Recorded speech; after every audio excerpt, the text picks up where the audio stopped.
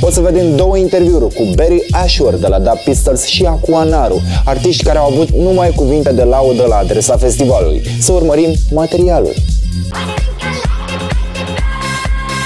Akua Naru a început să cânte încă de la o vârstă fragedă, pe când aceasta scria poezii. În 2011 și-a lansat albumul de debut The Journey of Flame, material cu care a atras atenția lumii întregi. Cântăreața s-a arătat impresionată de Electric Castle Festival, de organizatorii acestui eveniment și mai ales de publicul iubitor din România.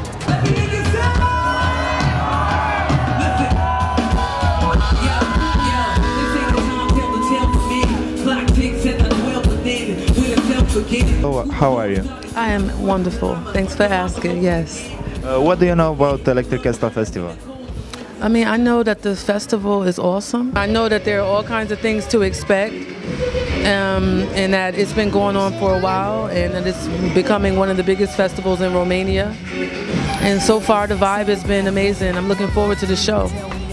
What expectation do you have from a music festival? I mean, I don't have many expectations. Normally, I just expect for myself to come and for me and my team, for us to come and give a good performance. The people organizing this event have been extremely professional, like it's extremely well organized. Even the people here that are the assistants are called angels, which I think is a sign of something beautiful. So I don't have many expectations because they've already surpassed everything by just being wonderful. Are y'all ready to take it around the world with me?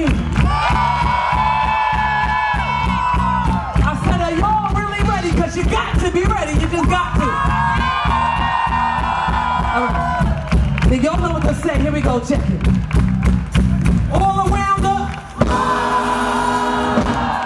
Somewhere that you have a whole movie in your head before doing the show. I believe in the power of thoughts and thought forms as they manifest, and so normally, like before the show, if I can get a chance to like go around and see the whole stage and where the crowd is going to be in my head, I kind of play out the whole show, and positively, obviously. I'm pretty sure that it's clear to all of y'all that right now it's a woman on this microphone making hip-hop music tonight.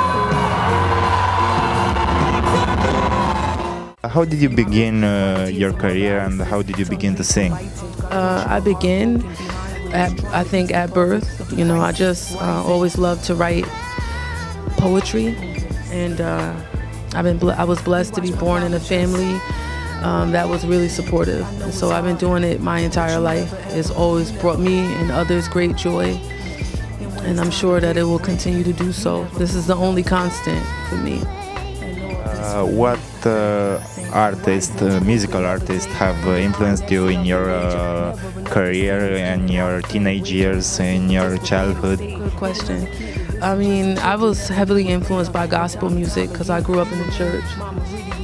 So many surprises here. Lauryn Hill, I mean, of course, Lauryn Hill, I would say, was one of the most powerful figures for me.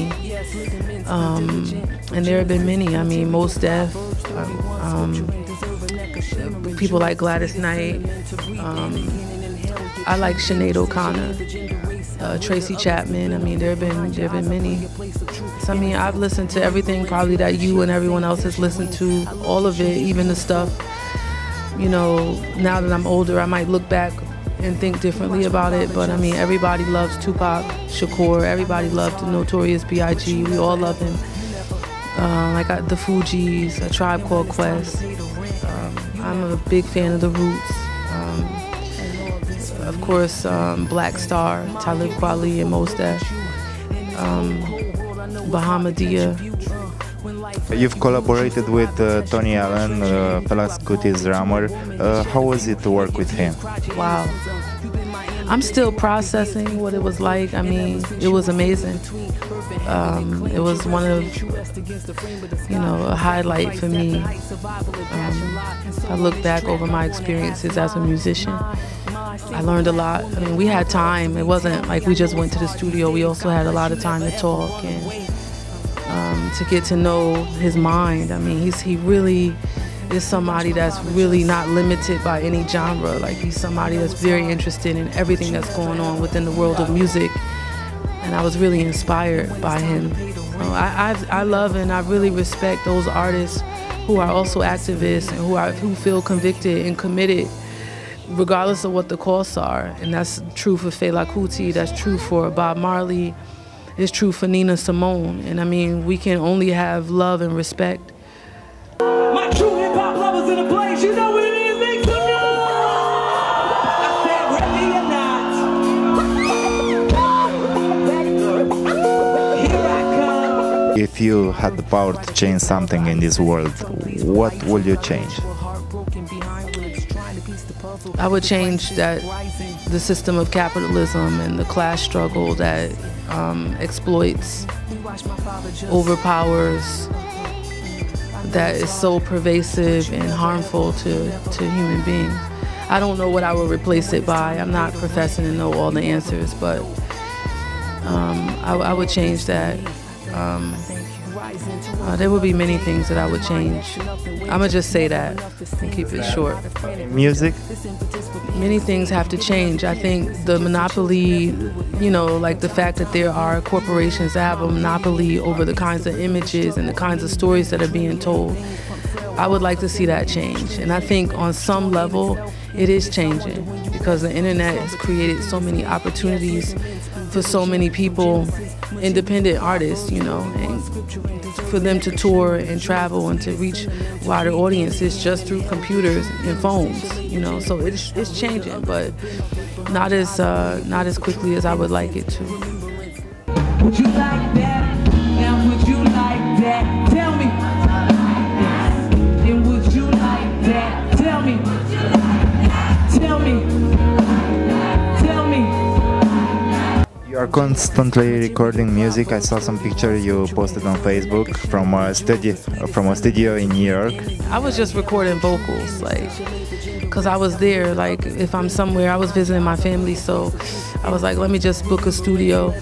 And the guy who runs the studio is a really, really like phenomenal mixing and like sound engineer. So I wanted to check it out, and also I could invite some family and friends to come and keep it real hype in the studio. So that's something that I can't always do here, you know, because my family is across the ocean. But you can expect, like, my new album, studio album, is going to be finished. It's almost finished, actually. And I'm really excited about it. It's my baby. When are you going to release it? Well, you know, that is a good question. I think February next year, February, March. To my fans in Romania, you know, I love y'all the most. Because y'all are like the most spiritual, and y'all keep it deep and real and bring so much love every single time, whether it's Timișoara, Bucharest, Iași, Cluj. Like, it's always so much love. And it's just, this I really would not say it if it wasn't true.